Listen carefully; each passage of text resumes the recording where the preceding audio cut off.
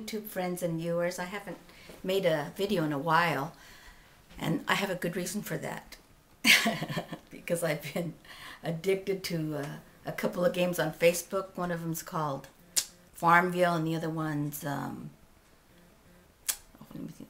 Farmville and Cafe World. Okay, and man, if any of you guys have time to kill, you guys got to go on there. It's a lot of fun, and then you can be my neighbor. And also, I want to share 3 things with you. Here's the first thing. You got a good picture of that? Mm-hmm. Okay, one of my YouTube subscribers, and I subscribe to her, she's called Quilting Connie, I think it's 1. No, Quilting Connie 3.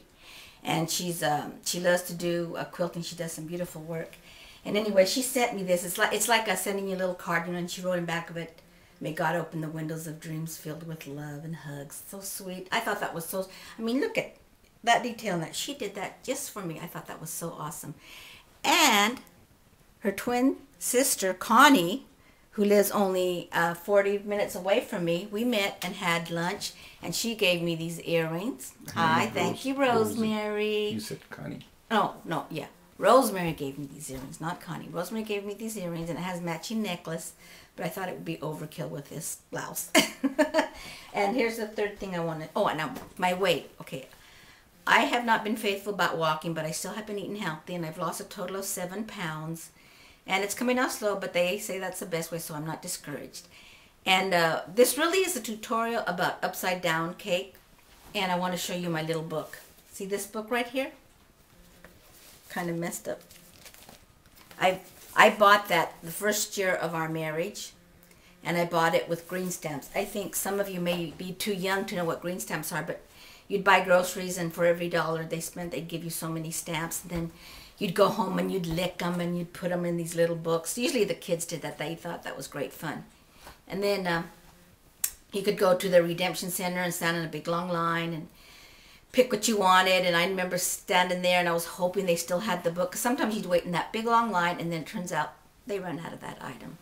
But anyway, I was lucky that day. I mean, not lucky. Blessed that day, and I got this Better Homes and Garden cookbook. And I pretty much learned all my basic cooking from that book. And I learned my good Mexican cooking from my mother-in-law, but I learned basic like biscuits and casseroles, different casseroles from this book, and I thought I enjoyed that. But anyway, we're gonna get started. I think Frank, turn it off.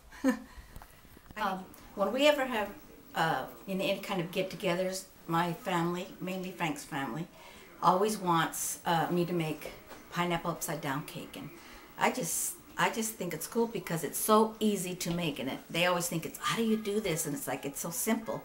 So that's what I want to show you. And today I'm making it a little bit more festive. You know, I usually only use red cherry, this is what they call it, maraschino cherries, but today I bought some of these little green ones. They were very expensive, $4 for this little bottle, but I'm not kidding you, these will last a whole year. And then you can cut them in half too to make them really go further. So these are my ingredients, and then always buy a good brand of pineapple, because sometimes those cheap ones they don't even have any sweetness and they're too hard. So make sure you buy a good brand of pineapple. And I drained these, and I saved some of the juice. This is a 1/4 cup of the juice that I'm going to put in there too. And also, what's really this? All I need is 2 out of this one, and I have to buy a whole other one because this doesn't quite cut it. But it's not going to go to waste because you can always use them for your green smoothies, and that's what I use them for. So anyway, first thing I'm going to do is I'm going to take 1 cube of butter. Make sure you also use real butter. When you're going to take the time to bake, use the best ingredients. This is 1 cube of butter and 1 full cup of brown sugar, plus that little 1/4 cup of pineapple juice. And I'm going to take it and put it in my oven. And I have my oven at 325. And I'm just going to leave it in there just a few minutes, just enough for the butter to melt. And while that's going on, I'm going to make my cake. And all I'm going to use is a box mix, and it'll come out fine. My favorite, though, is Heinz. Okay, that's it. Okay, I took my my butter and brown sugar out of the oven, and I just kept it in there the whole time I was mixing up my box cake.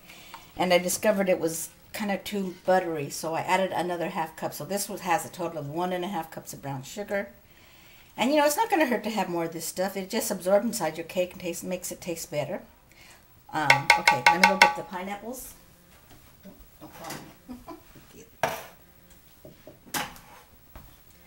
Okay, it's going to be kind of a hard, tight squeeze, but that's okay because we want lots of pineapple in there.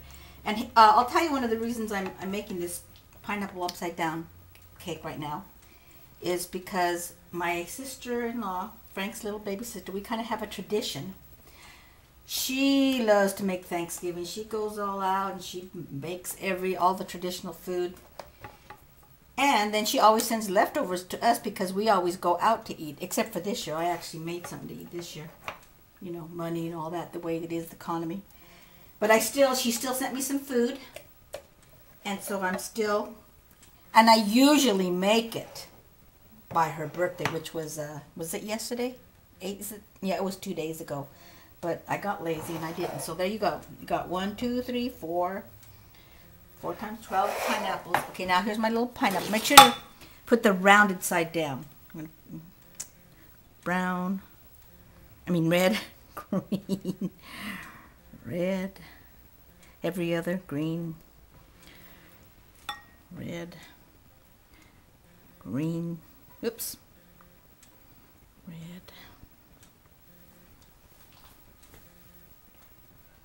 green, red, green, red, and green. Okay, I'll even put a couple of extra ones in here. Make it pretty. Let me cut these in half.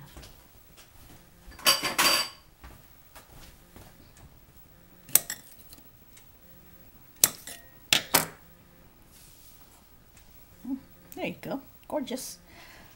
Okay. Here's my yellow cake mix. It's just done according to package directions. I usually start off on the corners.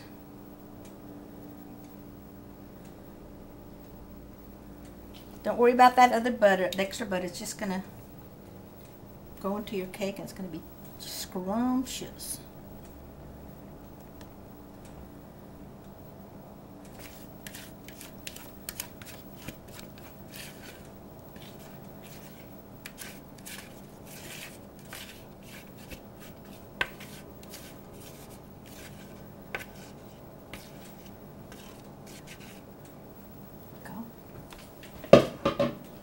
Softly kind of swirl it around. Kind of, oops, still kind of hot.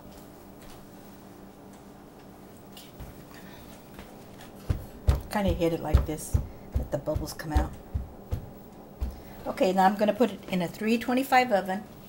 It calls for 350, but I put it down a little bit lower because it takes longer to cook. Oh, my oven, I turned it off. Okay, 325, and I'll let you see what it looks like when it comes. Okay, I'm taking my cake out of the oven now, and I did it the traditional, you know, kind of like, see if it pops back up, and if you want to also put a fork in, it should come out clear. That's pretty clear.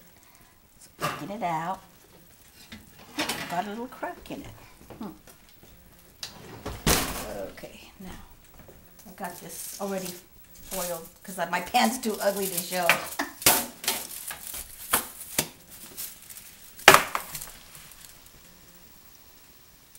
Together.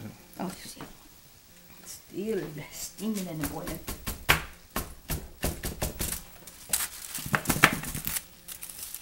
Okay. Woo! Hot, hot, hot, hot, hot, hot, hot. Okay, just kind of have to fix this. Oh, let me get some. Okay, there's my festive little Christmas pineapple side. I'll just slide it on up there. Woo! Oh, it smells so good. Doesn't it smell good, Frank? Wouldn't you like to just get your chops into that? So pretty, too. See the little cherries? They look so cute. Okay. And like I said, it took about, it took about 40 to 45 minutes because of all the excess juice and the fruit. So it takes a little bit longer, but I feel all like Julie Childs. Bon appetit. Okay, bye.